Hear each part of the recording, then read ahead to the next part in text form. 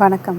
இந்த பதிவில் சங்கு வைத்திருப்பதின் ஆன்மீக முக்கியத்துவம் பற்றி தெரிந்து கொள்வோம். வீடியோக்குள்ள போகிறதுக்கு முன்னாடி எங்கள் சேனலை இப்போ தான் நீங்கள் ஃபஸ்ட் டைம் பார்க்குறீங்கன்னா சப்ஸ்கிரைப் பட்டனை கிளிக் பண்ணிக்கோங்க. கூடவே அந்த பெல் பட்டனை கிளிக் பண்ணிக்கோங்க.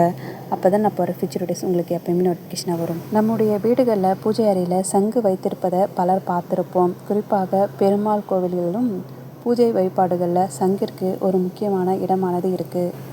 சங்கு என்பது கடலில் கிடைக்கும் ஒரு வகையான சிப்பி ஆகும். இது இந்து சமய பாரம்பரியத்தில் புனிதமானதாக கருதப்படுது. பாரம்பரிய நம்பிக்கைகளின்படி வீட்டில் சங்கு வைத்திருப்பது பூஜை செய்வது நல்ல சக்தி மற்றும் மங்களம் தரும் என கருதப்படுகிறது.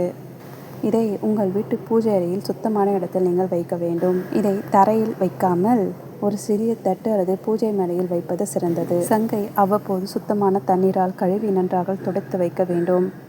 கோவில்களில் பூஜை நேரத்தில் சங்கு ஊதுவது நாம் பார்த்துருப்போம். சங்கு ஒலி ஒரு புனிதமான ஒலியாக கருதப்படுது. பாரம்பரிய சங்கு ஒலி பூஜை நடைபெறுவதை அறிவிப்பதாகவும் மனதை இறை வழிபாட்டில் ஒருமுகப்படுத்த உதவுவதாகவும் கருதப்படுகிறது. எல்லா சங்கும் நாம் ஊதி பயன்படுத்த முடியாது. சில சங்குகள் பூஜைக்காக மட்டும் வைக்கப்படுகின்றன. சில சங்குகள் ஊதுவதற்காக பயன்படுத்தப்படுகின்றன. அதனால் வீட்டில் இருக்கும் சங்கை ஊதுவதற்கு முன்பு அது எந்த வகையானது என்பதை தெரிந்து கொள்ள வேண்டும். வலம்புரி சங்கு என்பது வலது பக்கமாக சுழலும் அமைப்பை கொண்டதாக கருதப்படும். இதற்கு இந்து சமயத்தில் சிறப்பு இருப்பதாக பாரம்பரிய நம்பிக்கைகள் இருக்கிறது.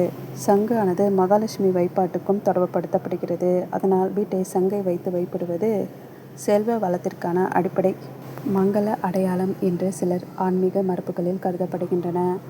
சில குடும்பங்களில் காலை அல்லது மாலை பூஜையின் போது சங்கு ஊதுவது வழக்கமாக இருக்கும். அப்படி செய்யும் போது வீட்டில் உள்ளவர்களுக்கு இடையூறு ஏற்படாத வகையில் சரியான இடத்தில் பயன்படுத்துவது நல்லது. சங்கு வைத்திருப்பவர்கள் நிச்சயம் நீங்கள் உங்கள் வீட்டை புனிதமான இடமாக நீங்கள் பாதுகாத்து வைத்திருக்க வேண்டும். இது போன்ற தகவலை பெற எங்கள் சேனலுக்கு லைக் பண்ணுங்கள், ஷேர் பண்ணுங்கள், கமெண்ட் பண்ணுங்கள். மறக்காமல் சப்ஸ்கிரைப் பண்ணுங்கள். தேங்க்யூ ஃபார் வாட்சிங்.